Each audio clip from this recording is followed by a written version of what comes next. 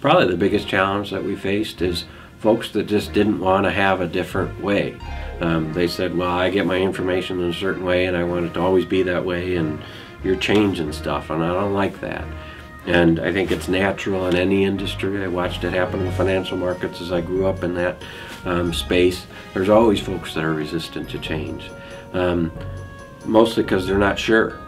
Well, what if I do this differently? Is that going to change? How's that all going to work?